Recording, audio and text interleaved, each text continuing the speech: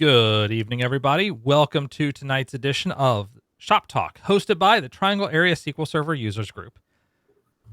We have with us a usual cast of suspects. So hiding down here is Mala. How you doing, Mala? Doing well. How are you? Doing okay. Good to be back in town, having avoided the wrath of Debbie, or I guess I don't know. I suppose it was endured the wrath of Debbie. Came home early to experience the wrath of Debbie, but it worked out. And ostentatiously standing in this direction is Mike Christensen. How you doing, Mike? Hello. I'm doing well. Thank you. Like and subscribe, everybody. Good to see everyone. So, in case this is your first time, welcome to Shop Talk. The idea of Shop Talk is we're here. It's after work on Monday. It's been a busy Monday. But we're just talking about a few different data platform items of note. Maybe toss around a couple ideas. Maybe do a little bit of derailing in the chat. Maybe having questions from the chat and having interesting discussions from chat. There is always a first time for that. Now, in case there is nothing in chat, I will throw out the first item, and that is, I'm going to share my screen, as is the tradition. First, Anders scoffs, which is fair because my assumption of having chat do something nice is completely unfair to chat. So, Kevin, what's the name of our channel on? EKB. I got to go to that. Was that Mom? Sorry. What's the name of our channel on Twitch? I seem to have lost it. Oh, it's... All right, we're going to do something awful. Name of our channel, it's like YouTube Kevin/TriPath. Well, okay, so our Twitch channel is twitch.tv/triangle SSUG. And if you go there... Triangle SSUG. Okay. Oh, okay, no, thank you. It's going to be weird. I can see myself in the past, and now I have a whole stream of myself. So I'm going to stop that before we accidentally break the time continuum. Yeah, before we break the universe. But twitch.tv/triangle SSUG. Now, if you want to get to the YouTube channel for TriPass, that is actually my name because I did it in my own name. But inside there is Shop Talk, all the episodes of Shop Talk, and Triangle Area SQL Server User Group, all of the different TriPass meetings that we've ever hosted. So you can grab all those, couple playlists. Going back to 2018, I believe it was. Yeah, the first session that we did actually is 4 years ago. It was 2019. Data virtualization with Polybase. That was my session. And then we had, I think this was Andy Leonard, moving data with Azure Data Factory, and on and on. So, we've hosted quite a few different speakers over the years. 114 of those videos are available in this playlist. But that's not what we're going to talk about. Go ahead, Mike. You were going to migrate it to a new site, but the interns, we never get anybody applying for internship. You're not joking. It turns out interns want money or respect, and I wasn't willing to give either. So we only hired externs. But 8KB just happened recently. It was last week while I was in Redmond for VS Live, for Visual Studio Live. 8KB happened, so unfortunately I wasn't able to make it. But in case you're not familiar with 8KB, this is a fantastic conference for advanced sessions in the data platform space. And we have a few different talks that they posted this year. They only do this once a year, but we have a few of them that you may want to check out. So you're welcome to dive in on a few of these different talks. URL is in YouTube, youtube.com/8KB, and that'll give you free access to all of these different talks. So have fun with that. That was item number 1 on the list. Now, I'm going to skip item number 2 for the moment because I am sharing screen. and go to something that Mala mentioned that came out of Brent Ozar's newsletter today. And that was this link of airlines are running out of flight numbers and they don't know what to do about it. Which, if you think about it, They're only 4 digits. they're up to 4 digits, and American Airlines operates 6,700 daily flights. So, they're 2/3 of the way up to 10,000, the magic 10,000 number. And, worker in IT, we're running out of flight numbers. Are we looking at 5 digits or some other solution? Well, easy solution. Declare them too big and split them up. So, Anders, I've got a crazy idea for you.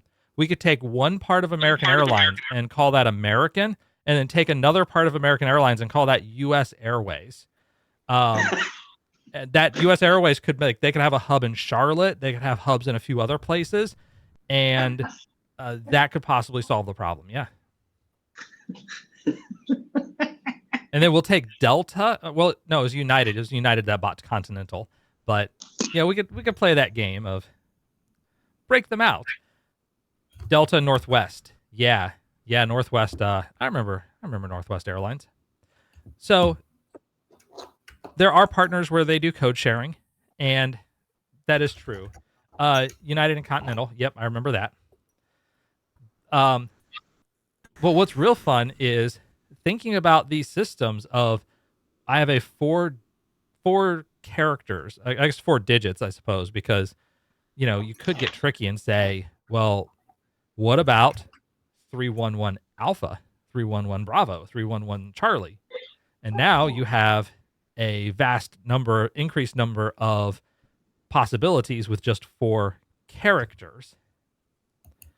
And that would be another solution to it, except that if your system is expecting integers, then that would be a problem. So this is kind of interesting just in itself, just the idea that airlines have to deal with some weird stuff. But also in thinking about how many times have we developed systems where, this number is never going to be above 100, so I'm just going to make it a tiny int. 255, that's plenty. And then you get up to about 249, and you realize, maybe this isn't a tiny int. Or maybe they need to spend some money on their systems, Anders says, and I fully agree.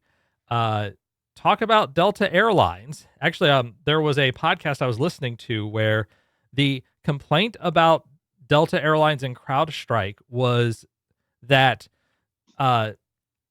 they were the system, the Windows systems being down had a deleterious effect on some of the older legacy systems that Delta had, and that this had caused the majority of the problem. It was just old systems that were failing due to a downstream failure from some more modernized systems. But a lot of it came down to, well, why weren't you paying the money to fix your stuff, to get things in better situation beforehand? And as the joke tweet went from Southwest Airlines, they're still running on a Commodore 64, so they're fine. They passed the savings on to their customers, and you know that? Yes. So Delta already uses the same number back and forth. That's possible. I know American does not, but they could. They could, and there are possible solutions for this. Going through the list here. Okay, if you're going to show me a board from like the 80s or 90s, that's fair. You may notice on the screen that there are only 4 spots for numbers. So then the question becomes, well, how do I extend that? Not necessarily so easily. And I don't think that this physical work is all that bad. And yeah, Anders, now imagine if they could sell code share tickets but use the actual airline's flight number.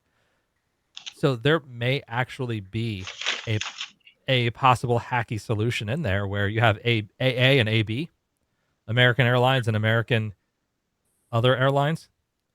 And And now you have AA Flight 106 and then AB Flight 106, which could be another interesting approach to getting around the problem.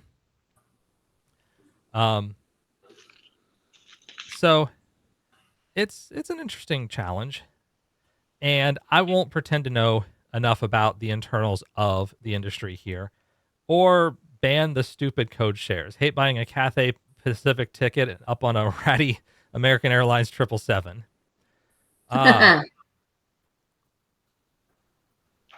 Listen, I don't want you bad mouthing the One World Alliance.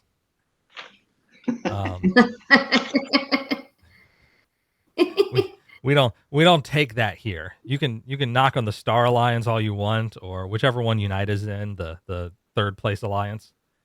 Well, I can badmouth all of them. Yeah. Each one of them has. It's the old flying hotels at Starwood. Yeah.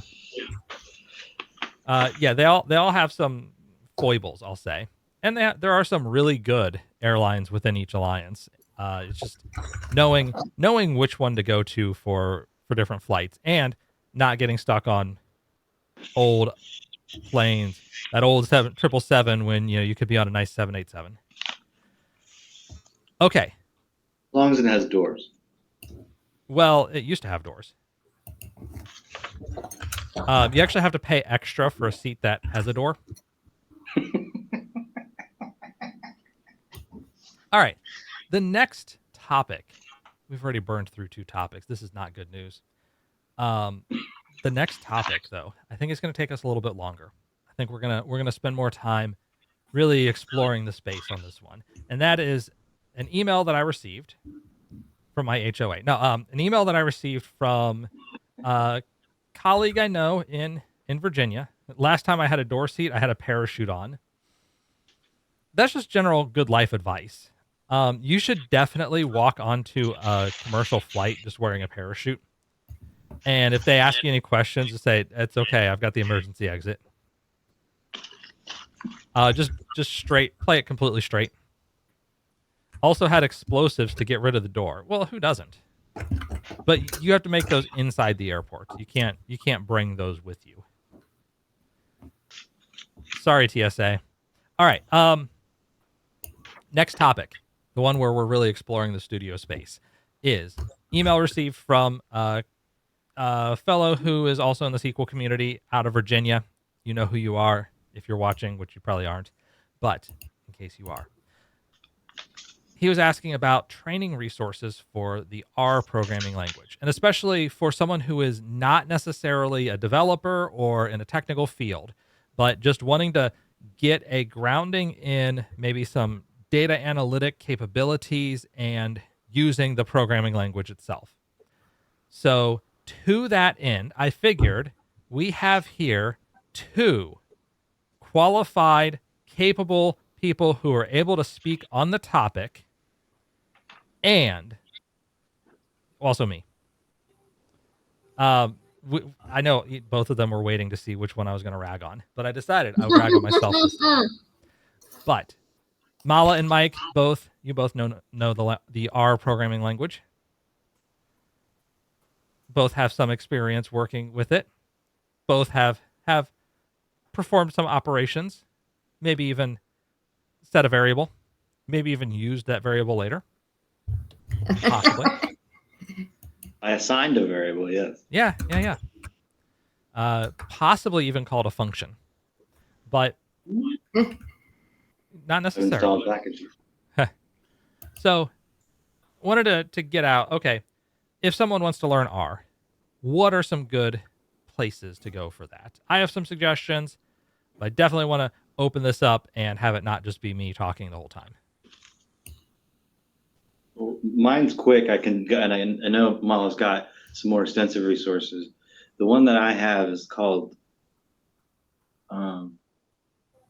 Fast R, FASTER, and it's by a professor named Matloff, MATLOFF. It is free. It is on Git. You can use Git book down or on a PD, like on an iPad, or you can just do it on your computer screen. And he is a little bit biased in terms of learning core R before you get into the tidyverse and all that stuff. So it uses a lot of the functions that are in there inherently, like grass length, and there's data sets just embedded in R, and also ones that you can download. Volcanic eruptions, geysers, all kinds of data sets. So it's really good. It goes from very basic, no frills. Yeah, exactly. That's exactly it. And then it does show, if you are a statistician, which I'm not, some of the more complex stuff at the end. But I found it to be really good for my basic level, where my clients are statisticians, and 90% of them use R. Some of them use SAS data, some other tools.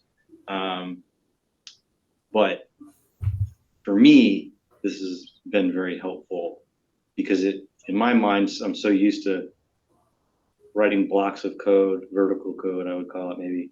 And then R is a little bit more like, I would call it linear, almost like, you might have like something that wraps that's like 6 lines and it does a bunch of stuff. And it's got SEP in it. And I'm like, oh, that means September. And no, it really doesn't. It means separate. So it's just getting my brain around a different way of thinking. So yeah, that's been really, really, really useful. Very nice, Mike. Yeah. Yeah. All Do I right. go next, Robin? Yeah, go for it. Go for it, Mala.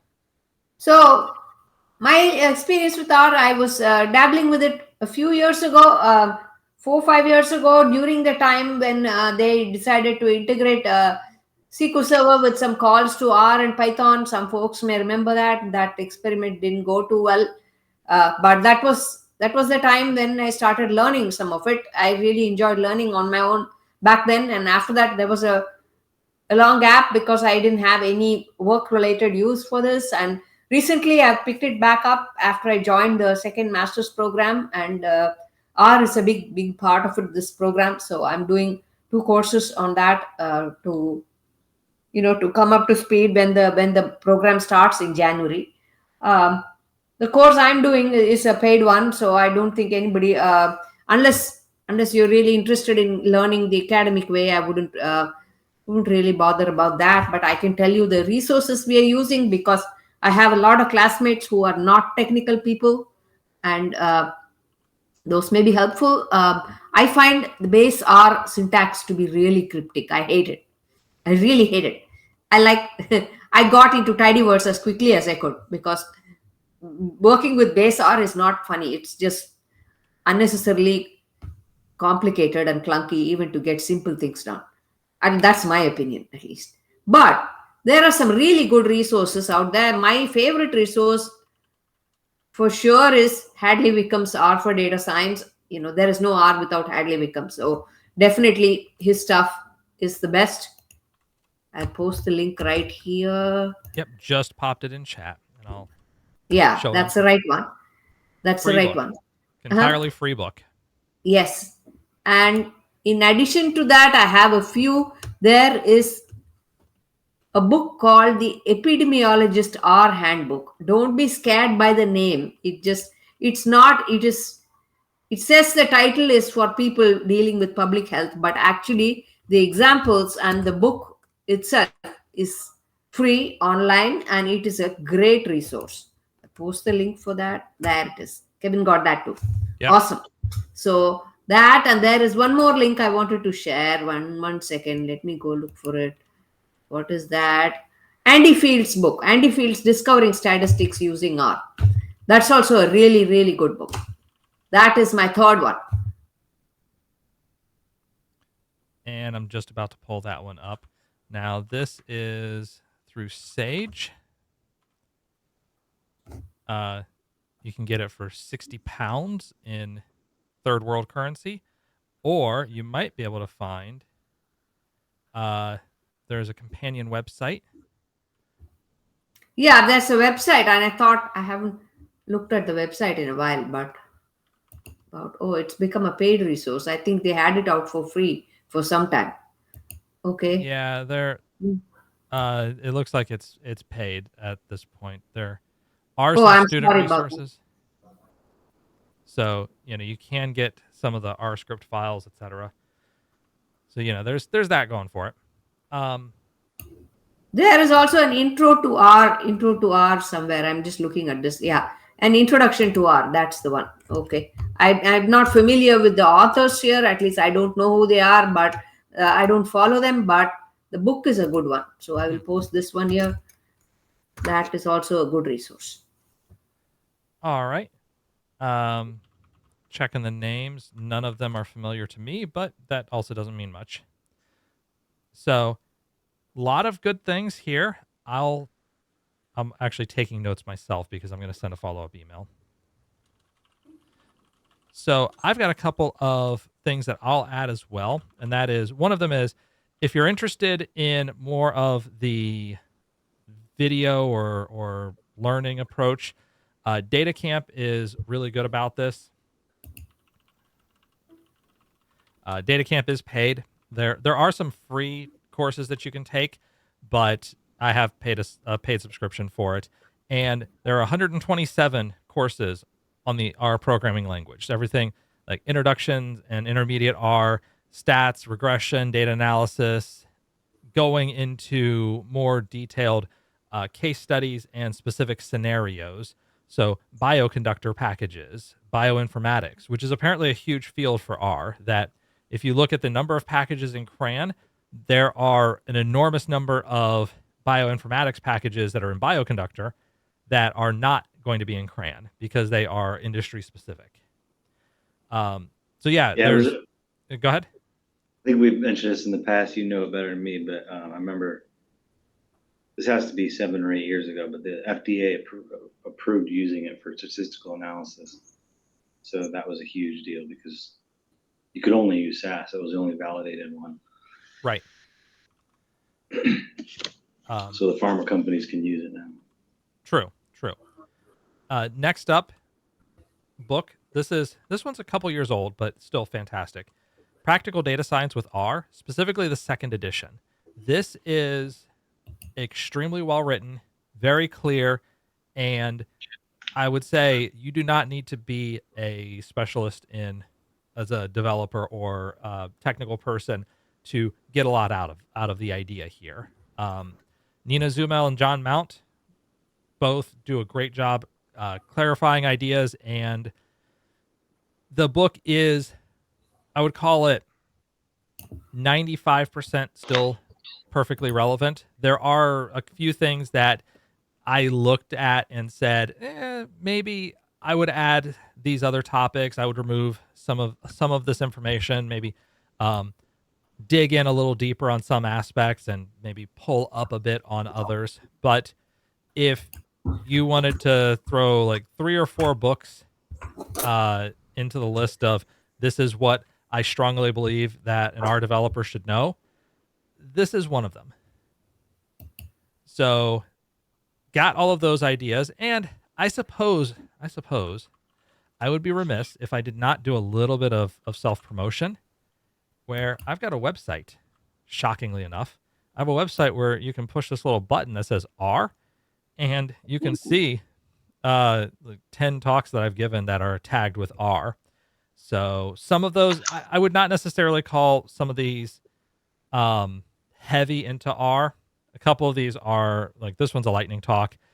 A couple of these are tied around SQL Server machine learning services as opposed to the R programming language itself. But hey, if you're looking for topics, if you're looking for the language capabilities, that's one of them. Grokking the grammar of graphics, that was one that I had so much trouble getting people to accept. I presented it a couple of times and just never was able to get much further on it. I do have a whole Why is that, Kevin? Because I think, okay, we're talking about data platform conferences to begin with. So, you're looking at like a SQL Saturday or something, and the grammar of graphics is a specific concept that a lot of data platform people won't understand, but that it underlies a fair amount of visualization tools, including what is explicitly in R. So like ggplot is an explicit Oh, please vamp. Yes. We yeah. can. Yeah, I was hoping you guys would vamp while I was fixing my audio. Oh, that was your vamp move. Sorry about that. Yes, that was my, hey, I'm trying to fix this. Can somebody help me out? Somebody, or I'll have to do a monologue via text. Anders, that actually would have been better than what we had. All right. Sorry about that, everybody. I smacked my DBX 286S preamp, and it got angry at me, and then I had to restart it. So everything's good now. So we got that going for us. Okay. So a lot of resources on learning the R programming language. Anybody have anything else? Like Mala, Mike, do you anything else you want to add to the list there? No, I was asking you on why people didn't like that presentation, because I really want to watch it and I find the grammar terrible to deal with. Terrible. And I'm used to doing visualizations with Excel and Power BI and all of that, where it's not this hard at all. And I'm like, why are we pulling hair for a simple bar graph? It's insane. And that's why I want to listen to it, and I don't understand why people would think that's not a cool thing to learn. Yeah, I would say probably the big reason was that the name Grammar of Graphics probably scares away some people who would be at a SQL Saturday or other data conference. And also the concept. Now, the Grammar of Graphics itself, I think, is a very clever solution to how do I programmatically develop visuals. It's one thing to drag and drop and click and resize and use your mouse for everything. But if you need to do that 1,000 times, that's a lot of mouse movement.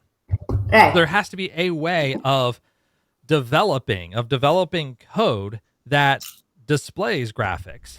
And this is where the concept behind the original book, The Grammar of Graphics, which, by the way, is a really boring book, unless you are developing a graphics system.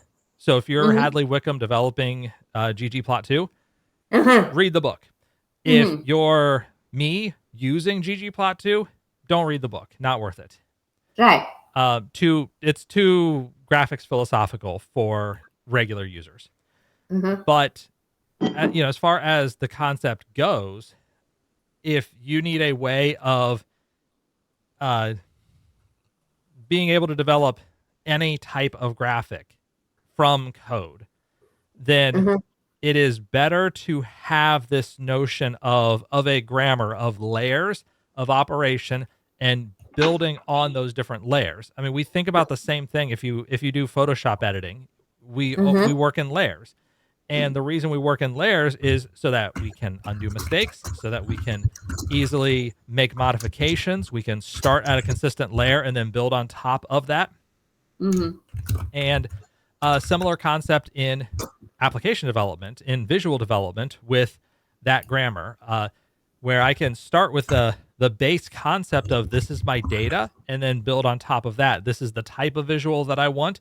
This is maybe the properties of that visual, the axes, the labels, the scale, and then any other addenda I want, including annotations or coloration or separation of data, multiple plots.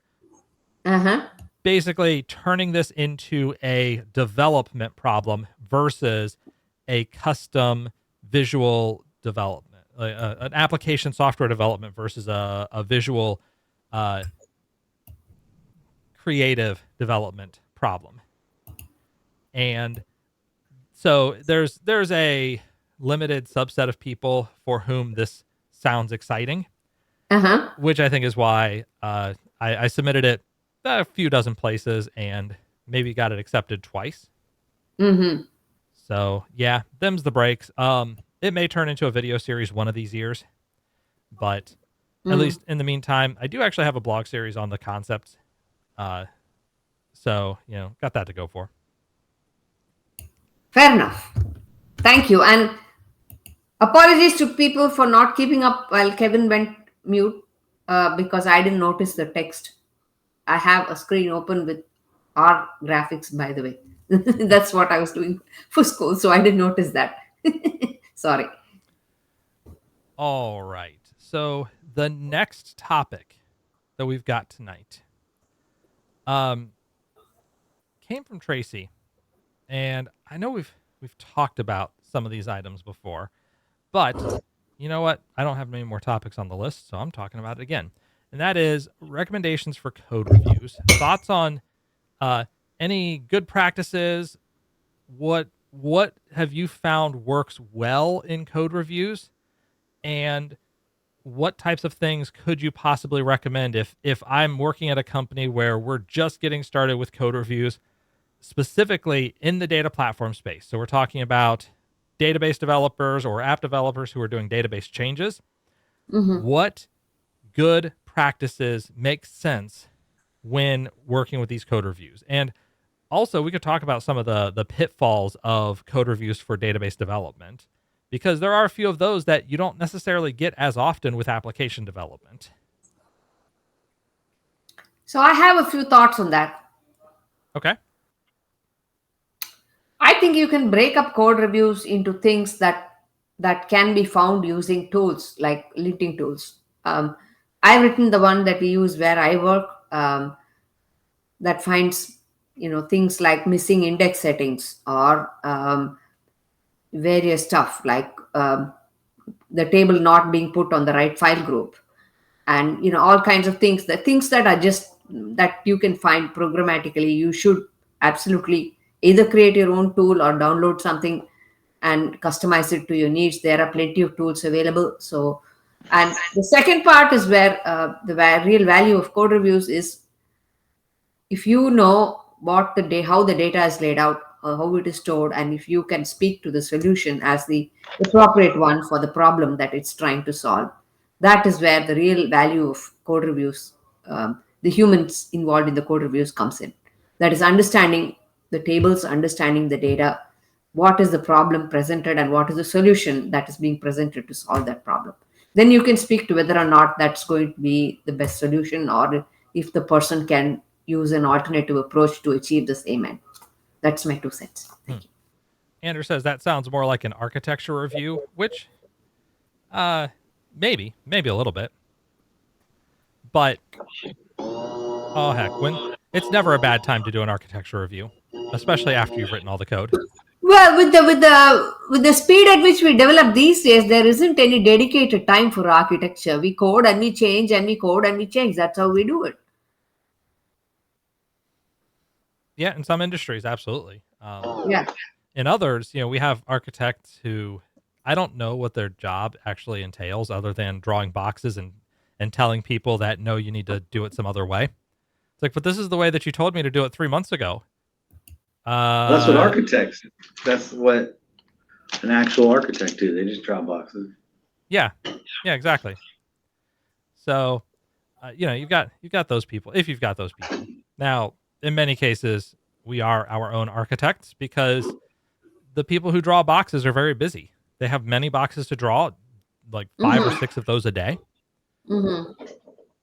And so as a result, they don't have time to draw a box for you. Mm-hmm. So as far as code reviews go, I have noticed one big challenge in database code reviews is that they scale out so quickly in terms of numbers of files to review for a fairly standard change, because you may affect dozens or hundreds of stored procedures for a consistent, like a matter of consistency. I'm going to change this pattern, and we need to do it in each stored procedure that uses the old pattern. Well, that could be 50 to 100 files. And if you're modifying 50 to 100 stored procedures, it is really hard for a human to practically review that, ensure that everything is correct, and also that you didn't miss anything. Whereas with application code reviews, we can usually summarize things down into smaller segments, smaller pieces of the problem as concrete individual steps that we could take along the way, which is harder to do from a database perspective. I mean, you could say, oh, well, here's 10 files, and then there's another 10 files, and there's another 10 files. That's technically possible, but it also makes even more critical the question of, well, did you actually get everything? Because now nobody knows if you got everything, versus if you dumped them all there, there's a possibility somebody could know, hey, there's 53 here, but I know about this other stored procedure that it looks like is not on the list. Andrew says, after rejecting a pull request a day before deployment, devs reach out early now, which they should. I mean, if you're trying to get something snuck in the day before deployment, that's not a good sign. It's a CrowdStrike type behavior. Now, with the caveat, if your organization is dialed toward consistent, small, incremental changes, and yeah, it was the day before deployment, but we deploy every day, that's less of a problem. But if you're talking about, this is a big deployment that's got hundreds of scripts, or even maybe not hundreds of scripts, but complex changes, that can take time. It can take serious time to perform a real review. And it also takes a level of discipline that I have trouble with. And I think a lot of people have trouble with, is being able to pay close enough attention to the code to say, yes, this looks right. It looks like it's going to behave correctly. I agree that the results are what I expect them to be. And also not get focused in on, oh, well, I don't like the name of that variable. I don't like the way that you indented that line of code, or I don't like, the structure of this. I would have done it a slightly different way. And I have comments on that. Yeah, go for it, Mike. Since you wouldn't vamp earlier. I know. I'm sorry. I that was foolish. I could have vamped. One of the things that we did that I think helped was that before we started we didn't have code review either. We were kind of in the same boat as Tracy. And so within our group, we kind of had to agree on what was the process. And some of the stuff is could be superfluous. Like, do you indent? Do you put a comma before or a comma after?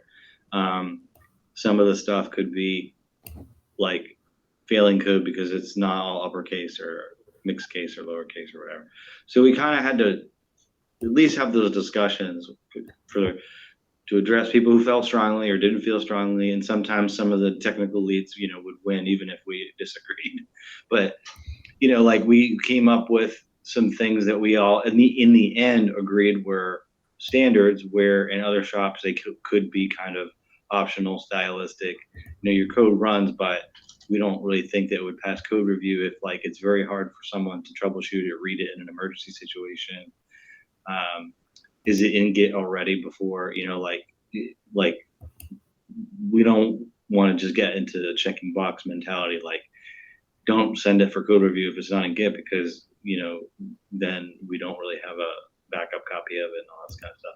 So I'll give you a couple of examples. So one of the things, I remember reading Grant Fitchie's book, and he was kind of arbitrarily saying oh, you might have a standard that's most queries should run in less than 5 minutes. And if they don't, then that would be a trigger for it to not pass code review, depending on if it's an exception process or something that has to run that's longer than 5 minutes or whatever. And so 5 minutes is arbitrary, but in our group, we might have queries because of our infrastructure that last 6 hours, 9 hours, because it's billions of records and it's a zillion reasons why. But at least we kind of all agreed that you have to generally say this query, obviously on different days and different workloads, it's going to perform differently.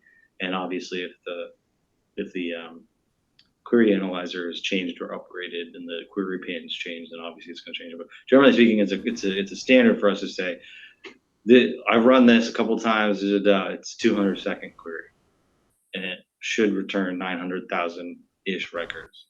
So we kind of have some metadata that you have to do that, and then we all agreed on aliasing. So it might be, in SQL Server world, it might be like a 3-part, your object, your schema, your database, and we had made a decision like you have to have all 3 for a variety of reasons that we talk about in these meetings all the time. But so in Clarity, in our Oracle world, we all agreed on aliases because if we all write code, like let's say there's an encounter table and we call it encounter 1 or something like that, or encounter 2 or E1 or E2, then it makes it hard. It just, whoever's doing code review, like you have to like put the mindset of the person. Bye.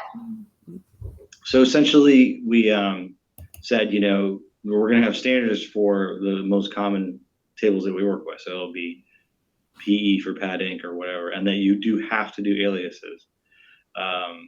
So things like that. And so like those are just examples, but we have like a work group.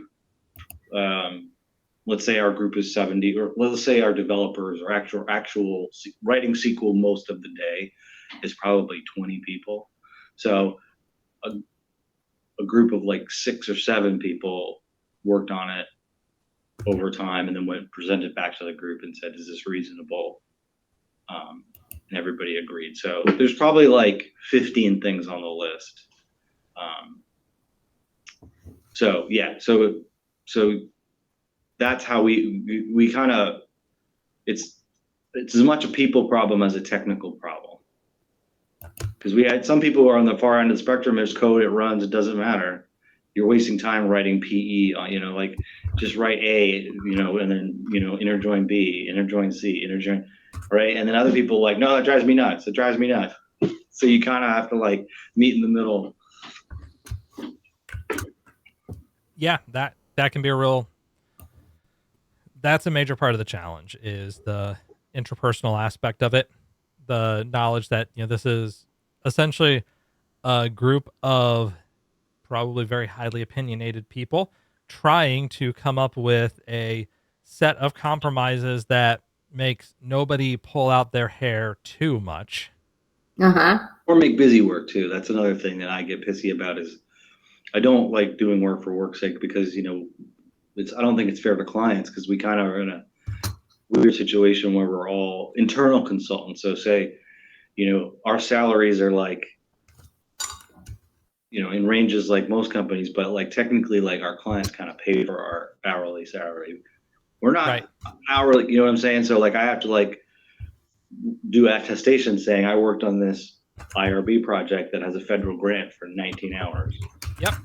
I hear you. Right. So if I do a lot of busy work, I don't think that's fair to the clients, because there's a certain amount of busy work that's required to get the machinations done and learn and go to meetings to understand the project. But busy work, I get. I have a low threshold for that. Yeah. And when you're getting paid dozens of dollars per hour, I mean, that means a lot. Mm-hmm. The joke didn't land because probably I wasn't able to emphasize the lack of an S, but that's okay. There's only one way to do it, the way the senior DBA tells you. Yeah, dozen of dollars per hour. The way the senior DBA tells you, I mean, the problem though is the senior DBA, is that the person who has 20 years of experience or 1 year of experience 20 times? The person who tells you that you can't possibly script out an installation of SQL Server because, well, I tried it in 2005 and it didn't work quite right for me, and so it doesn't work. That system's broken. We can't use this newfangled PowerShell. I give me my query analyzer and my SQL command, not the new SQL command, but the old SQL command, because the old SQL command worked, but the new SQL command doesn't work. And also, that ANSI 90 style of join, that's just too newfangled for me. Oh, yuck, yeah. No, it's all commas, it's all cross joins and adding everything to the where clause. Yeah. if you're basically, if you have a FUD as a senior DBA, that's not the way to do it. Yeah. And and we worked through that over time. Like there were some people who were real sticklers, and then like if you didn't have your code in uppercase, which was like a senior DBA kind of like forced that one through, where we were just fine.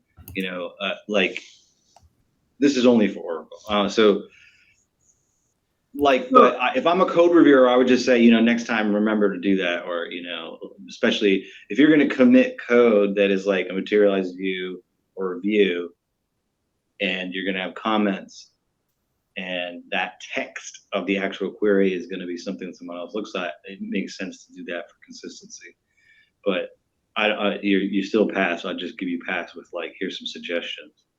But some people would be real sticklers, and that would, of course, I've been in situations that are kind of frustrating because a senior person who's more senior than me, I was training a person, they said, no, you got to redo this. And it's like, this is a 14-hour project. This is a capped project.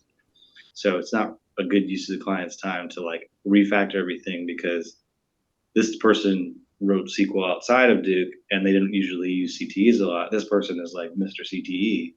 He's like, rewrite the whole thing with CTEs. And I was kind of like in the middle, and I'm like, listen, we're at 10 hours of a 14-hour project. I don't think it's a good use of time. So I work at a place where people can take issues with your choice of aliases. You used A and B in this query, but this query has A, B, and C, D. Or you have one space missing before the hyphen that separates this ticket number from this comment in the comment. And yeah, it gets really extreme. It cannot get more picky in my experience. And I used to get annoyed. Now I'm used to it. So yeah, I mean, it makes readability, it enhances readability and such. I get it. Although I'm personally not someone who would do that to anyone. I don't care what alias they use. I don't one care letter or two letters or whatever. It doesn't bother me at all. It really doesn't. But some people are that way. I do try to do stuff like, if it's a CTE or a table alias, to be like this, like first diabetes diagnosis, and I'd make it shorter than that, but try, like, it's a little bit self-documenting. I mean, I do put comments in there as well, like how I do it.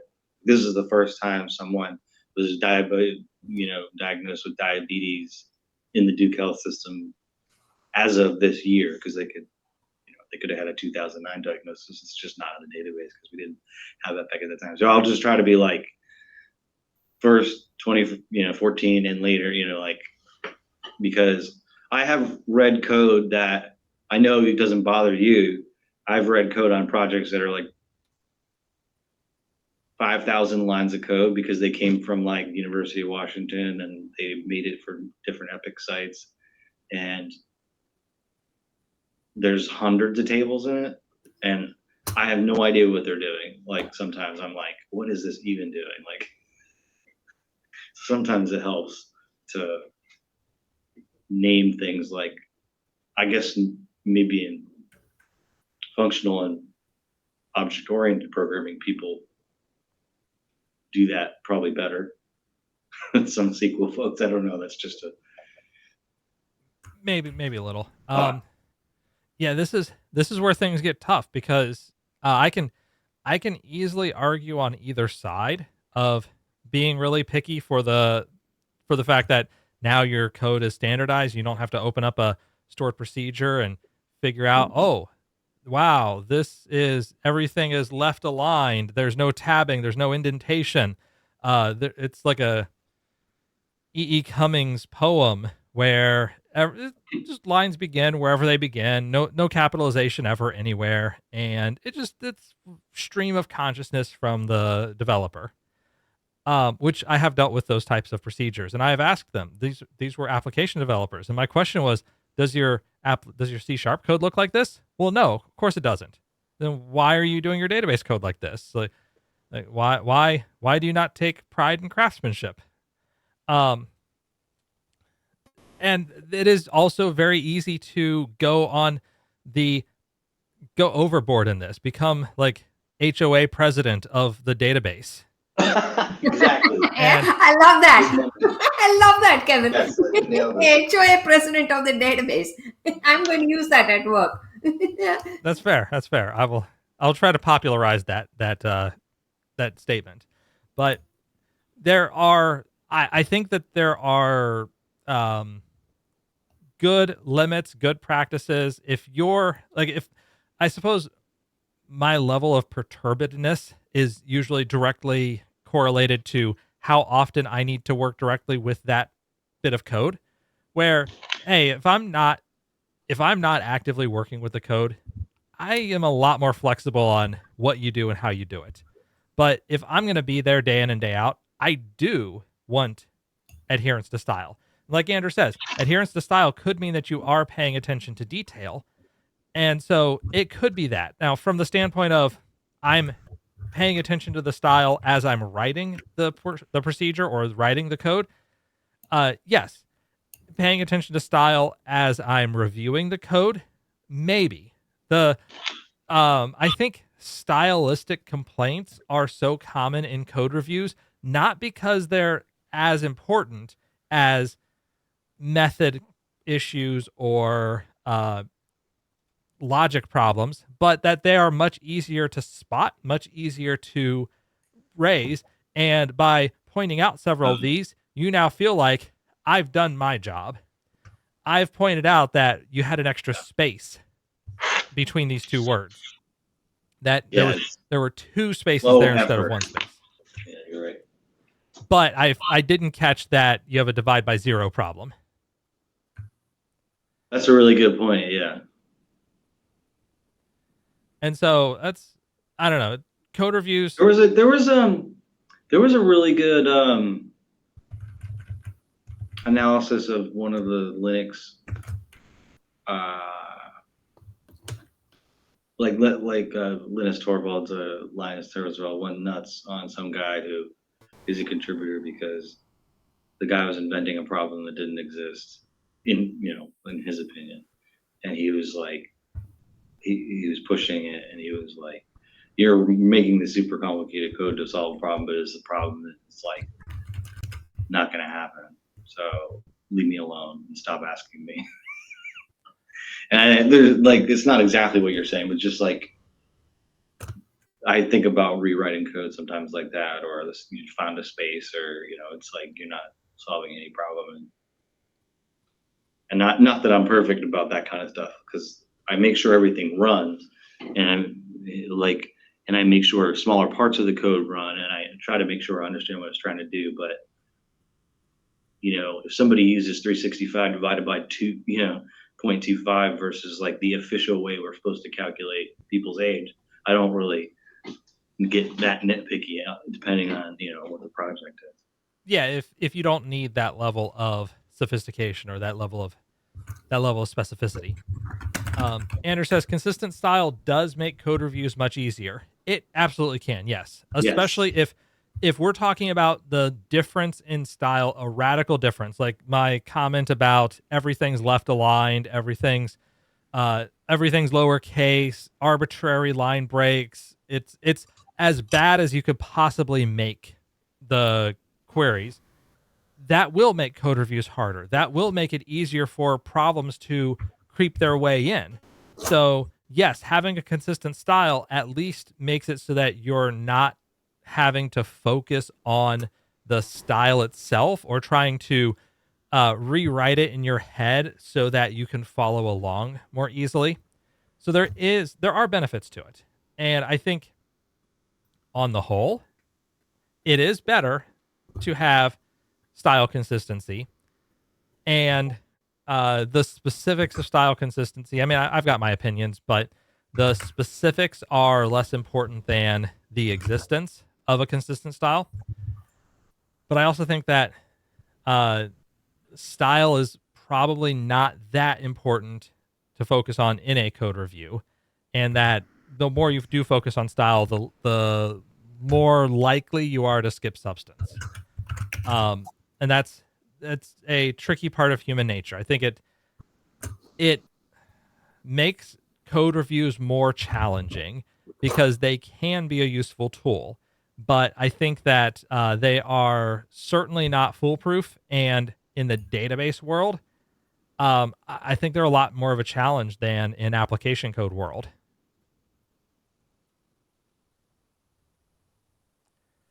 But with that, we're going to wrap things up for the evening. We are almost at the top of the hour, just a couple minutes short. I do want to mention that we have 3 presentations going on for TriPass this month. Tomorrow, I am filling in. Greg Lowe was not able to present for us, had something come up. So I'm going to fill in on a very similar topic. It's teaching old dogs new tricks, basically what has come out since SQL Server 2012 for the application, for the mainline database engine T-SQL developer. So not talking about fancy stuff in memory OLTP or query store or column store indexes or Polybase or machine learning services, just what's in T-SQL, the language, and how that's changed over the past 10 years or so. Then our main meeting will be in person. It'll be next Tuesday, so not tomorrow, but the Tuesday after that. And we will have the pleasure of hosting Angela Henry, who will talk to us about getting started with governance for your Power BI estate. And then on the 27th, Tuesday the 27th, we will once again be online. How to Weave Data Ops into Microsoft Fabric by John Kursky. All of those are up and available at meetup.com/TriPass. Drop a link in chat just in case somehow you got here and you have no idea about the Triangle Area SQL Server Users Group. So meetup.com/TriPass. Come check us out. Come to the in-person meeting if you're able to make it. Otherwise, until we do see each other in a future meeting, whether it be in person, online, here on Shop Talk, everyone, take care. Thank you. Thank you, Kevin.